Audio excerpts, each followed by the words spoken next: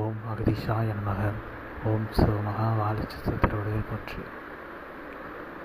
வட ரண்யேஸ்வரன் என்று அழைக்கப்படுகின்ற சிவத்தோடு வண்டர் குழலியாய் திருவலங்காடு என்று அழைக்கப்படுகின்ற தலத்தில் அமர்ந்திருப்பவளாய் அருளாட்சி செய்பவளாய் இன்று வாழைச்சித்தன் என்ற திருநாமம் கொண்டு அருளாற்றலோடு தவ ஆற்றலோடு சிவ ஆற்றலோடு சிவமகா வாழைச்சித்தன் என்ற பேராற்றலை சுமந்து நிற்கின்ற சித்தனே, வண்டானம் எல்லைதனில் அமர்ந்திருக்கின்ற உம்மை அகமகிழ்வோடு திருவலங்காடு என்ற தலத்தில் அமர்ந்திருப்பவளாய் வந்து உம்மை வாழ்த்துகின்றோம். வண்டர் குழலியாய் ஆனந்த நிலைதனில் அற்புத ஆனந்த நிலைதனில் யாவருக்கும் அந்நிலை எதுவென்பதை காட்ட ஆதி இறை நூலை அற்புதமாக வார்த்தெடுத்து கொண்டிருக்கின்ற சித்தனே, அந்நிலை பணி எது உயர்ந்து நிற்பதற்கான அருளாசிகளை உமக்காக வழங்கி நின்று சபை உயர் சபையாய் உன்னத பெரும் சபையாய் எந்தளத்தின் அருகாமையிலும் அதன் கிளைச்சபை அது உருவெற்று நிற்பதற்கான அருளாசிகளை உமக்கு வழங்கி நிற்கின்றோம். இத்தருணத்தில்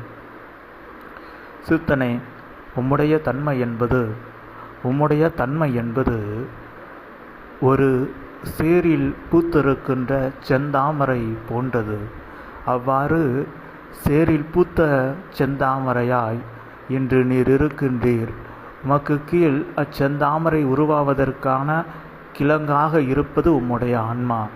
அப்பூ என்பது இன்று வாழை சித்தனாக இயல்பு நிலைதனில் மானிட சரீரம் கொண்டிருக்கின்ற உன்னிலை. அச்சேரும் சகதியும் நிறைந்த அத்தலம் என்பது இவ்வு உலகம். அதுபோல் நீர் சூழ்ந்திருக்கின்ற தலமும் கூடாது. அதுபோல் சேராக இருக்கின்ற இம்மானுட உலகுதனில்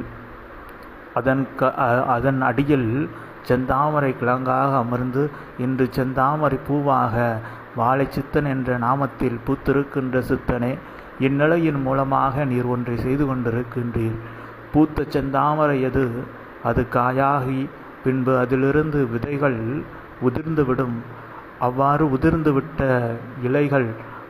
விதைகள் யாவும் ஆங்காங்கு இருக்கின்ற நீர்நிலைகளுக்கு அவை அந்நீர்நிலைதனில் அது ஆங்காங்கு சென்று அது அந்நீரினால் ஆட்கொள்ளப்பட்டு நீரினை அது உட்கொண்டு பின்பு அது தாவரம் இருந்த தடத்தை விட்டு சற்று அகன்று நின்று அது பஞ்சபூத நிலைகளினால் அகற்றப்பட்டும் சில நேரங்களில் அதன் விதியின்பால் வேறொருவர் வந்து அவ்விதைதனை எடுத்து வேறொரு நிலை கொண்ட இடங்களிலும் சென்று அதனை வளர்ப்பது வழக்கமாக இருக்கும். அந்நிலை அதுபோல் அவை அங்கு வளர்ந்த பின்பு அவையும் செந்தாமரை பூக்களாக பூத்து அதில் இருக்கின்ற சில பூக்கள் உண்மையாக அவையும் காயாக மாறி அவற்றிலிருந்து வித்துக்கள் வந்து அவை மீண்டும் பல்வேறு செந்தாமரை விதைகளாக அவை மாற்றப்பட்டு பின்பு அவை கிழங்குகளாக வெவ்வேறு தளங்களில் விதைக்கப்பட்டிருக்கும். அவ்வாறு ஒன்று தொட்டு ஒன்றாக உயர்ந்து கொண்டிருக்கும். ஆனால் அப்பூவாக மலர்ந்தது அதன் கிழங்கில் அது உயிரோடு இருக்கும். மீண்டும் அதிலிருந்து வேறொரு பரிமாணம் கொண்ட பூவது தளிர்விடலாம். ஆனால் அது முதலில் எப்பூவாக மலர்ந்ததோ அப்பூ காலப்போக்கில் நிச்சயம் அது இருந்த இடம் தெரியாமல் அழிந்துவிடும். ஆனால் அதனுடைய ஆணிவேர் என்கின்ற அதனுடைய அடிக்கிழங்கு என்கின்ற நிலையில் இருக்கின்ற ஆன்மா என்கின்ற நிலை மட்டும் எக்காலத்திலும் மாறாது இருக்கும். அது வெவ்வேறு தருணங்களில் வெவ்வேறு பூக்களாக பூத்து அத்தலத்தை அலங்கரித்திருக்கும் என்ற நிலை. அதுபோல் இன்று வாழை சித்தனாய் நீர் இருக்கின்றீர். உம்மிடமிருந்து அற்புதமாக பல சீடர்கள் உம்மிடமிருந்து நீர் உம்மை தியாகம் செய்து உருவாக்குகின்ற சீடர்கள் உம்மிடமிருந்து பிரிந்து சென்று அவர்கள் வேறு தளத்தில் அமர்ந்து அவர்கள் உயர்நிலை கொண்ட பூக்களாக மாறி அவர்களிடமிருந்தும் அவர்களுடைய காலம் முடிந்த பின்பு அதற்குள்ளாக அவர்களிடமிருந்து வித்துக்கள் எடுக்கப்பட்டு பல்வேறு நிலை கொண்ட சீடர்கள் உருவாக்கப்படுவார்கள். இதுபோன்றுதான் இன்று ஆதி இறை நூலை நீர் அற்புதமாக வார்த்தெடுக்க பல காலங்கள் ஆனது. ஆனால் இப்பொழுது வெகு விரைவாக பல நூல்களை வார்த்தெடுத்து கொண்டிருக்கின்றீர். இவையாவும் யாம் உரைத்தது போல் நீரே செந்தாமரை. உம்மிடமிருந்து உதிர்கின்ற நீ முதிர்ந்து உம்மிடமிருந்து பின்பு விதைக்கின்ற அவ்விதைகளே ஆங்காங்கு சென்று மீண்டும் செந்தாமரையாக மாறியிருக்கும். அவையெல்லாம் மீண்டும் கிழங்குகள் உள்ள செந்தாமரையாக அவை இருந்த தளத்தில் மீண்டும் வலுவுள்ளதாக மாறுவதற்கு சில காலங்கள் எடுத்துக்கொள்ளும். இருந்தாலும் எடுத்துக்கொள்கின்ற காலங்கள் அவை எக்காலத்திலும் வெளிநிலையில் அழிந்தாற்போல் இருந்தாலும் உள்நிலையில் அழியாத உயர் ஆன்மாவாய் சிரஞ்சீவியாய் இருக்கின்ற தன்மைதனில் அவர்கள் ஆன்மா உயர்ந்திருக்கின்ற நிலையே அக்கிழங்கு நிலைகளில் யாவரும் உருபெற்று நிற்கின்ற நிலை என்று யாம் உரைக்கின்றோம்.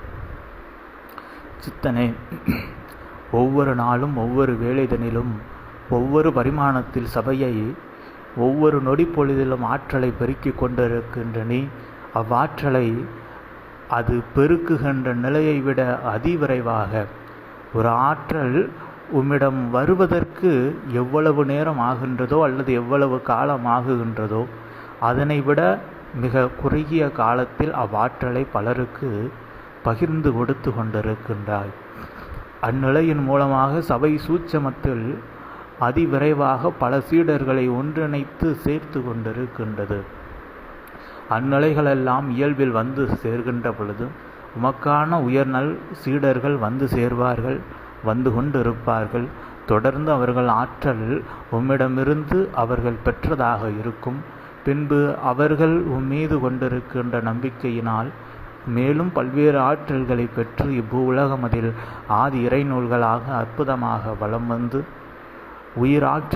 உயராற்றலாய் ஆதி இறைநூலை பெருமகா இறைவடிவு நூல்களாக சுமந்து பலருக்கு வழிகாட்டுகின்ற நல்குருமார்களாய் வளர்ந்தோங்கி நிற்பார்கள், சிறந்தோங்கி இருப்பார்கள். தங்கள் சிரசில் எவ்வித ஆணவமும் இல்லாமல் உயர்நிலை கொண்ட ஆத்மாவாய் யாவரும் நல் குருவிடம் கற்ற சீடர்களாய் பலருக்கு குருவாகவும் மாறி நிற்கின்ற அருள் காலம் அது உம்மால் விதைக்கப்பட்டு இருக்கின்றது. அவை காலப்போக்கில் விளைந்து நிற்கும். அற்புதமாய் அந்நிகழ்வுக்காக ஆற்றலை பகிர்ந்து நிற்கின்ற சித்தனே, அகமாற வாழ்த்துகின்றோம். எவ்வாறு ஒரு மூங்கில் குழல் அதிலிருந்து புல்லாங்குழலாக அதனை புல்லாங்குழலாக செய்து இசைக்க தெரிந்தோர் வெகு சிலரே, அதனை எரித்தோர் பலர். அதுபோல் அம்மூங்கிலை வைத்து பல்வேறு நிலை கொண்ட தங்களுக்கு தேவையான உபகரணங்களை செய்து கொண்டோர் பலர். ஆனால் மற்றதை விட இசை வாத்திய நிலைக்கு மிக அதிக முக்கியத்துவம் கொடுக்கப்படும். ஆனால் அதிக முக்கியத்துவம் கொடுக்கப்படுகின்ற இசை வாத்திய புல்லாங்குழல் கூட அதில் ஏதேனும் சிறு பிளவு ஏற்படுமாயின் அதன் மதிப்பது குறைந்துவிடும். அது பின்பு எவரும் பயன்படுத்த முடியாததாக மாறிவிடும் என்ற நிலை இருக்கின்றது. இந்நிலை அதுபோல்தான் இக்கலியுக மாந்தர்கள். ஒவ்வொருவரும் புண்ணியவான்களாக நல் மூங்கில்களாக இருக்கின்றார்கள். ஆனால் அவர்கள் யாவரும் சில இடங்களில் எரிக்கப்பட்டவர்களாக, சில இடங்களில் தேவையில்லாத பொருட்களாக செய்யப்பட்டவர்களாக, சிலர் புல்லாங்குழலாக அதீத ஞானத்தை பெற்றிருந்த பொழுதும் அவற்றை சரியாக பிரயோகிக்கக்கூடிய நபர்களிடம் இல்லாததால் அவை சாதாரண மரக்கட்டைகளாகவே தென்படுகின்றன. அதுபோல்தான் உயர்நிலை கொண்ட சீடர்களாக உம்மிடம் வருபவர்கள் கூட இன்று பல நேரங்களில் பல விதங்களில் வதைக்கப்படுகின்றார்கள் இகலோக கலியுக நிலைகளினால். இருந்த பொழுதும் யாவரும் உம்கரத்தில் வந்து நின்றதினால் அவர்களுக்கு தேவையான சரியான அப்புல்லாங்குழல் என்ற உயர்தன்மைதனை கொடுக்கின்ற நிலையதுபோல் யாவருக்கும் இசைக்கின்ற அத்தன்மையாய் ஆதி இறைநூல் இசைக்கின்ற தன்மைதனை யாவருக்கும் கொடுத்திருப்பீர். அவை யாவும் அற்புதமாக இருக்கும் என்ற நிலைதனையும் யாம் உரைத்தி, அவ்வாறு இருக்கின்ற நிலைகளின் மூலமாக புல்லாங்குழல் இசைக்கு எவ்வாறு பூவுலகமே அடிமையாகி இருக்கின்றதோ அதுபோல் ஆதி இறைநூல்களின் ஓசைகளுக்கும் அவை உரைக்கின்ற ஞானத்திற்கும் இக்கலியுக மாந்தர்கள் அடிமையாகி இருப்பார்கள்.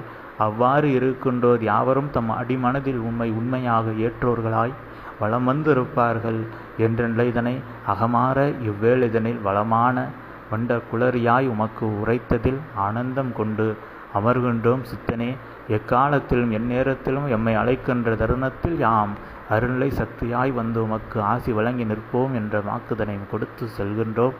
சித்தனே, நீ வாழி என்றும் உயர்நிலை இன்னும் மென்மேலும் உயர்ந்து நிற்கின்ற ஆசிகளையும் வழங்கி நிற்கின்றோம். தொடர்ந்த பயணம் தொடர்ந்து கொண்டு இருக்கும் பயணமாக இருக்கின்ற ஆசிகளையும் வழங்கி நிற்கின்றோம். சித்தனே நீர் வாழி என்று. ஓம் அகதீஷாய நமः. ஓம் சிவமகா வாழி சித்தத்தருள்.